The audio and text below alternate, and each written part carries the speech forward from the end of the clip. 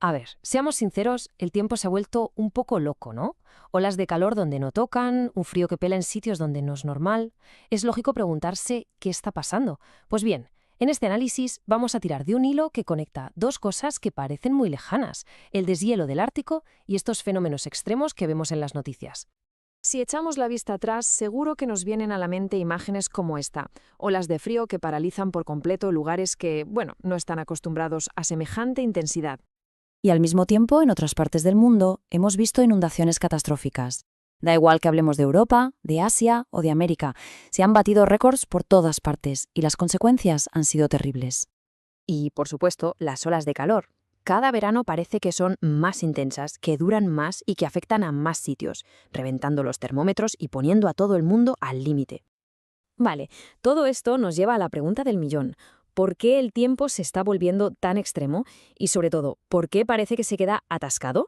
¿Por qué una ola de calor o unas lluvias torrenciales se instalan durante días y días sin moverse? Para encontrar la respuesta tenemos que mirar hacia arriba, hacia el que es, por así decirlo, el gran director de orquesta del clima en nuestras latitudes. Una fuerza en la atmósfera que decide si vamos a tener una semana de sol o si, por el contrario, una tormenta se va a quedar fija sobre una zona. Estamos hablando de la corriente en chorro o jet stream. Hay que imaginársela como un río de aire potentísimo que da la vuelta al planeta a una altura enorme. Esta corriente es la que empuja y guía las borrascas y los anticiclones que nos traen el tiempo que tenemos cada día. Y aquí, atención, viene el giro de guión.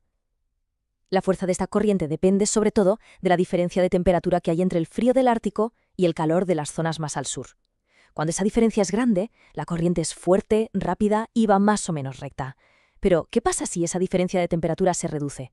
Pues que la corriente se debilita, se frena, y esto es lo más importante, empieza a ondular, a serpentear, creando unas curvas enormes. Entonces, la pregunta es obvia. ¿Qué está haciendo que esa diferencia de temperatura sea cada vez menor y que la corriente en chorro se esté debilitando?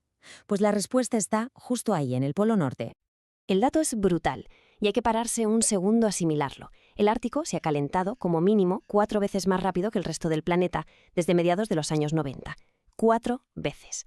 Este calentamiento tan bestia es la pieza que lo está cambiando todo.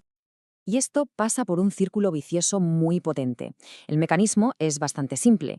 El hielo, que es blanco y brillante, refleja la luz del sol de vuelta al espacio.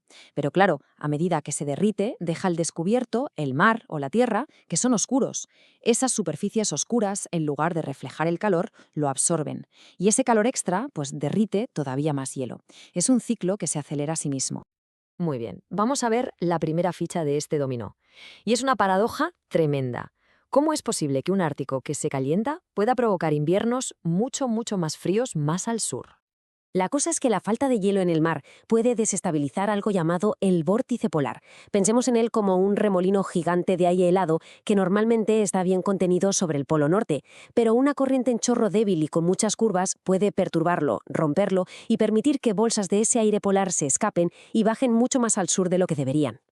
Y esto no es solo teoría, ni mucho menos. En febrero de 2021, una de estas fugas polares hizo que en Dallas, Texas, llegaran a los 19 grados bajo cero. Esos son 24 grados por debajo de su temperatura mínima normal para ese mes. Un ejemplo clarísimo de esta dinámica.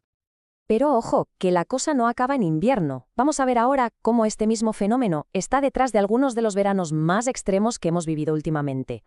En verano pasa algo parecido.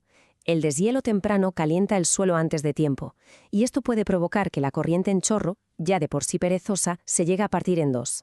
Y la clave es que cuando esto ocurre, los sistemas meteorológicos, ya sea un anticiclón o una borrasca, se pueden quedar literalmente atrapados en el medio, sin moverse durante días o incluso semanas. El resultado de este atasco meteorológico es, pues, lo que vemos aquí. Si se queda atrapado un anticiclón, tenemos olas de calor interminables y sequías. Si se atasca una borrasca, tenemos lluvias torrenciales e inundaciones masivas. Muchos de los peores desastres veraniegos de las últimas décadas se han relacionado con este patrón. Entonces, después de ver todas las pruebas, ¿cuál es el veredicto? ¿Qué podemos esperar de nuestro clima en el futuro?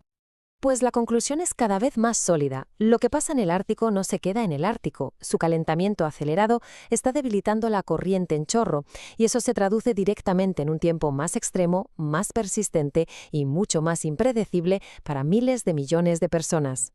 La solución, por tanto, tiene que ir en dos direcciones. A largo plazo, la única manera de frenar esto de raíz es reducir las emisiones de gases de efecto invernadero y hacerlo ya.